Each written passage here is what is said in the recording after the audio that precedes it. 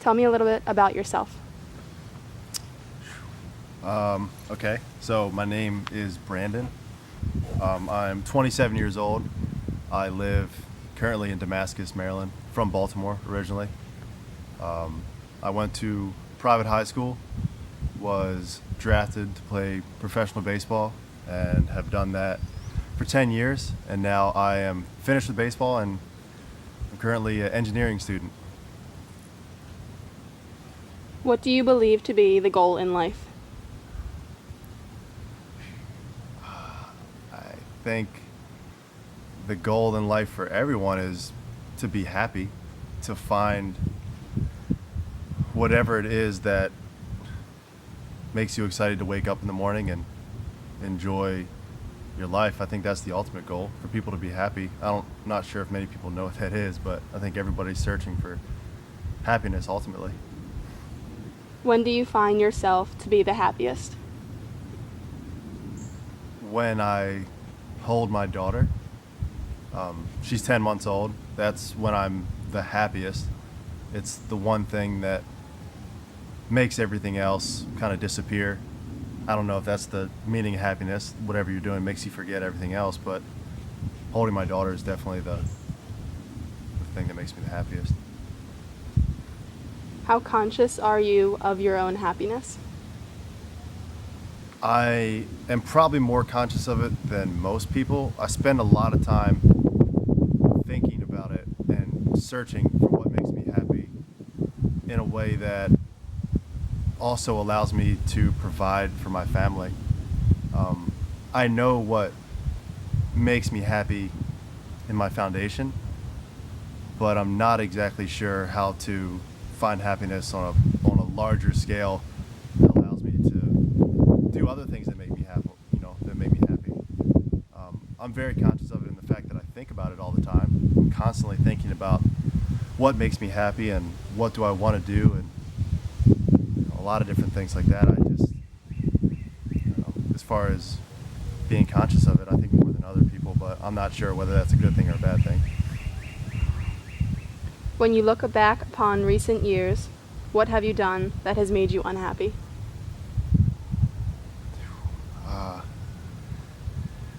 I was away a lot, which is one of the things that really made me unhappy, which is kind of funny because I love to travel. I've been pretty much every state in the country. By playing baseball for 10 years, I was able to travel pretty much everywhere you can think of in the country. I've been to Europe, went there on a honeymoon. I don't know, it never really made me happy playing baseball. Being away from everybody. I don't know. It's funny because everybody thinks that that's what everybody would love to be in your position, or everybody would love to do this or be that, or it's every person's dream, but I don't know. For me, it just wasn't doing it. Every year that I was away, and every year that I was away from my wife and my family, it just became less and less attractive, and the reasons that I started doing it initially kind of got lost in the shuffle of what truly made me happy. So At what point did you decide that you needed to make a change? when my daughter was born, last year 2 years ago, I was playing in the middle of the season, and my wife was pregnant, and she was traveling with me and going all over the place, and we were in California and Arizona, and we were in Oklahoma, and I was playing, and she was with me, and it was great. It was the first time that I had been playing where she was able to travel with me, and it was fantastic. She got to be 8 months pregnant and obviously had to come home where she was having the baby, and when she left, it was I don't know, I just kind of lost touch with my desire to play. I don't know, I missed her, I missed my family, I missed I don't know, kind of everything that you take for granted when they're with you all the time. So when she came home, I flew home for 3 days to have my daughter, and the organization allowed me to have 3 days with a brand new baby, my first daughter. So after I flew back, after only seeing her for 2 or 3 days, I was just, I've never felt so lost and terrible, and just holding her and just like crying. It was the weirdest thing. I've never felt as unhappy as I felt that day leaving. And regardless of all the other accolades that I've had and the things that I've accomplished in the game, all that was just so far in the back of my mind in the importance scale. It just didn't mean a thing. Everything that I thought that mattered just didn't mean anything. All that mattered was my wife, my daughter, and enjoying that. And that's when I really realized, the morning after she was born and when I was going to the airport, when I couldn't even look at her. I mean, I sat in the back of the car and she was, brand new, sleeping in the car seat, and I couldn't even look at her. It was the worst and best kind of day of my life, but that's when I had to change. So family seems to have played a big part in your decision to leave baseball. How has that decision impacted your life now? It's been great. I've gotten to do things over the past year and a half that I never have done before. I was able to go on a vacation, never done that. I was able to go to a barbecue with friends, and on a Saturday afternoon just go and walk around somewhere when the weather's nice. Never been able to do that. It's been amazing, honestly. And it's funny though, because I think those are the things that you don't really think about it too much. When you're able to do that stuff all the time, it just kind of blends into the monotony of life. But being able to be home for a solid chunk of time and come home every night and be with my family, it's been fantastic. It's been great. You made the decision to be happier. Do you think happiness is something we can truly control? I think that it can be controlled if you're willing to put what everyone else thinks in your back pocket. I think if you really are able to analyze and recognize, I think that's one of the biggest things too, is people kind of have trouble recognizing what makes them happy. And, you're kind of on this path of following everybody else's advice and, the status quo that you don't really pay attention to yourself. So I was very lucky personally that I was able to recognize in myself what made me happy. So I think that's a big part of it, but I don't know. It's a tough thing to recognize. Why do you think that so many people live unhappily? I think that one of the reasons people live unhappily is because there's too much emphasis on things that you don't need or you don't even want, but you're just kind of like, it's like an assembly line of life. You just kind of follow in with the masses and you blend into doing what everyone else does because everybody's too afraid to be the outcast. I know there's social experiments done all the time of injustices done to a group of people, and it's kind of set up, and the one person who's in the middle of the experiment doesn't stand up or speak out because they don't want to fall off the track of everybody else's line of thinking. So I think that's one of the biggest reasons. You don't want to seem like you're bucking the trend or bucking the system. You want to be a part of the masses, and you want to be socially intertwined with your neighbors. And I really think that humans as social beings, we spend so much time interacting and competing that it really makes it hard to separate ourselves from that. You just mentioned competition. Do you think people in America are way too competitive with each other when it comes to jobs and family and anything social?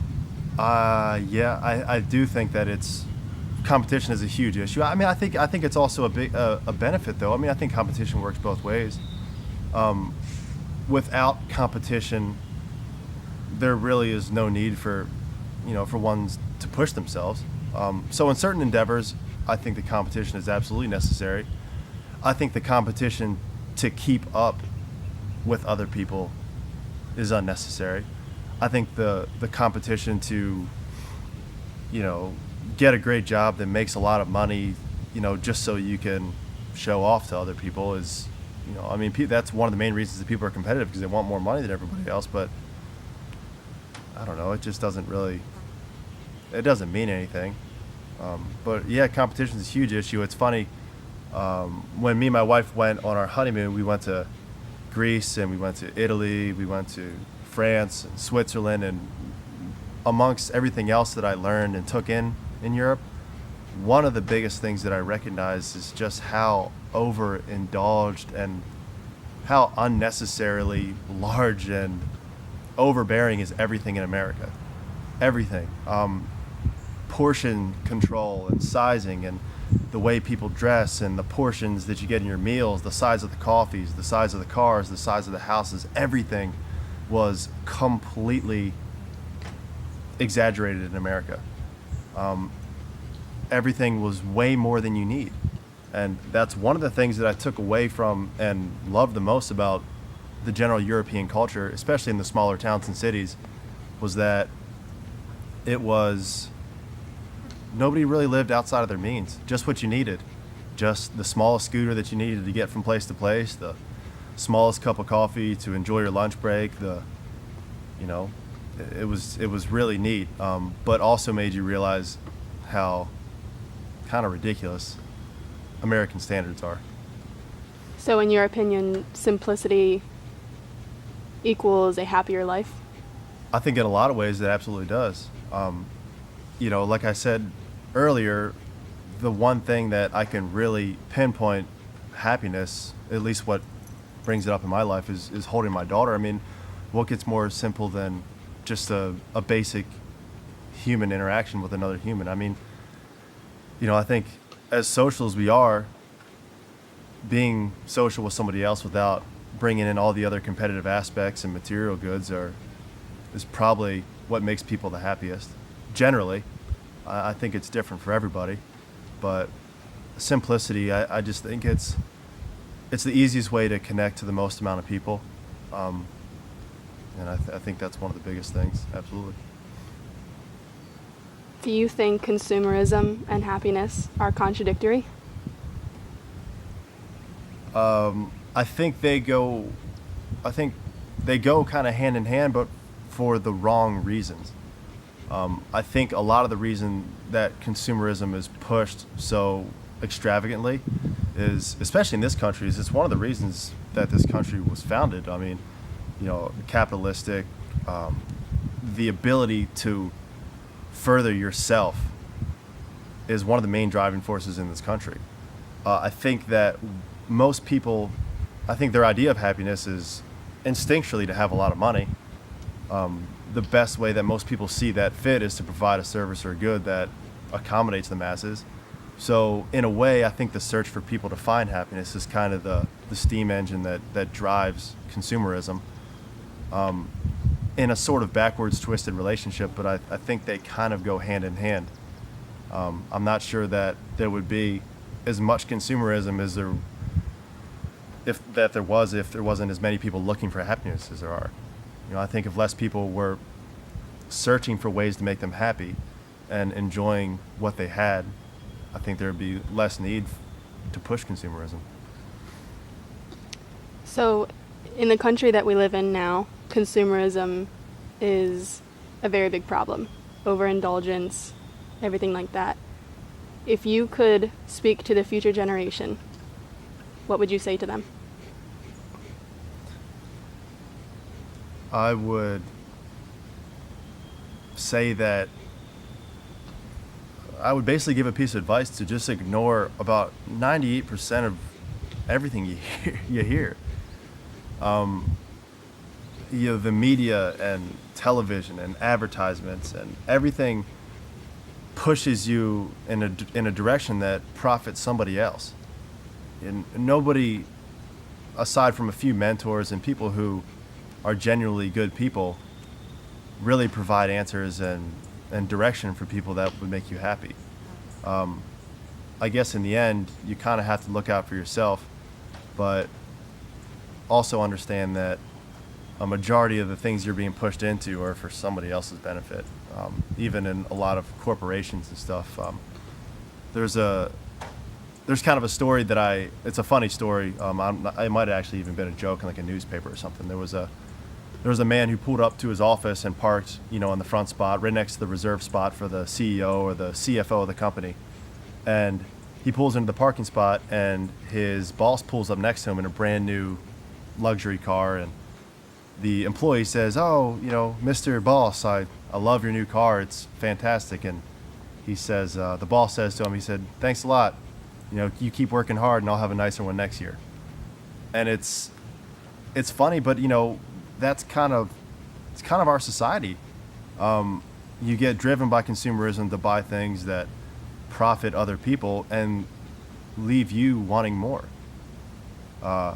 There's a very few percentage of people who reach the point where they understand true happiness, and most of those people are the most simplistic living people in the world, not just in the country. So I guess that would be my piece of advice, would be kind of look out for yourself and find what really makes you happy. And at the end of the day, that's all you really have to hang your hat on. You mentioned earlier that traveling to Europe made you realize tendencies in America. Do you think we can learn from other countries and kind of employ those strategies in our own country? I think there's always the ability to. I'm not sure that there's a willingness to. I kind of mentioned how at least my own opinion of America was that it was kind of built on the premise of capitalism and opportunity and being able to further yourself and in turn kind of be viewed as superior to everyone else. In America, I think there's a real cultural tendency to think that we are kind of the world's police, or we're the leaders, or we're the role models for everyone else. And I'm not sure that there's a really large eagerness to learn from others as much as we try to impose our ideas on them. I could be totally off base in a majority of the thinking, but I don't see America particularly being a country that takes from other countries' simplicity and enacts it in its own kind of way. I think it would be great if we did. I think there's a lot to learn, especially from cultures who have thrived for so much longer than America has. But I think it's just a general mindset of American culture that we're the leaders, not the followers, which has a tendency, I think, to hold us back in some ways. Are you hopeful for the future? I'm very hopeful. I think that being older, although I'm still young, having a lot of experience and being in a lot of different places and seeing a lot of different things, I think that I'm more optimistic than a majority of people, especially like in our parents' generation. I think the more people experience, maybe the less optimistic they are. I still hold a general optimism because I think the youth is so impressionable, and in so many ways they can be turned in the right direction just as quickly as they could have been pulled in the wrong direction as well. I don't think there's ever a point where you get too far to turn back and learn from mistakes and change your ways. So I do hold a general optimism and a hope for American culture, and just to follow those little urges, those little teeny signs that may be even hard to recognize, just to find what makes us happy. If everyone were to follow that little piece of advice, I think we could all benefit from it. Do you think you would be willing to participate in a sort of degrowth where you separate yourself from consumerism in a way that would ultimately benefit you in the long term and maybe your children? Yeah, it's funny because I think that I've started to do that in a way. It's such an issue, and it borders on everybody's mind. I have this big opinion of what I think, but I also drive a Range Rover. Why? I don't know. Everybody else thinks it's cool, and I thought it was cool, and now I don't know, it doesn't mean anything. The novelty's worn off, and now I just have a car that gets terrible gas mileage, and I fall into the same traps that everyone else does. And I don't know, a lot of the reasons I think it just kind of, you lose sight sometimes. I think in order to really put yourself in a position to experience degrowth, you really have to consciously separate yourself from a lot of the influences. So, personally speaking, I think I'm doing that now, in leaving a profession that I was in because everything else made me unhappy. I've learned, hopefully it's a good thing at a relatively young age, that that's not the stuff that mattered to me. The possible celebrity of it, the atmosphere, the people, a lot of the different things about it just were so unappealing. And being, I don't know, out here on a horse farm in nature is much more settling for me. Do you think that in leaving baseball, your view of wealth has changed? Yeah, it's completely changed. I think wealth has a very, very broad definition, depending on who you ask. It's funny because I've met some people who have more money than people would know what to deal with, and it really doesn't mean anything. I mean, there's so many famous quotes. There's so many actors. There's so many people who have been so financially successful, who have wished that other people could experience, so they could see that that wasn't the answer. I saw an interview that Jim Carrey gave, and as successful as he's been, he said, that's what he said. He said, I wish everyone could become rich so that they would learn that that's not the answer. It's amazing that I think a lot of the biggest issues and situations that arise are from people that have some of the most money. I think in a lot of ways you run into fortunes like that, and you think that's the answer, and you're really completely dumbfounded when it's not. And then you're kind of in a situation where you're like, what have I been looking for? So I don't know, it's a tough issue, but I think wealth in general is health, happiness, and friends and family, at its core. So my concluding question is, what is your ideal day? My ideal day would be to roll out of bed, go to the gym, kiss my daughter on the forehead, kiss my wife, go to the gym, try to keep myself in shape, take an outside shower, enjoy nature and surroundings, and really do nothing aside from watch my daughter grow and experience things and learn things, and try to teach her, and watch her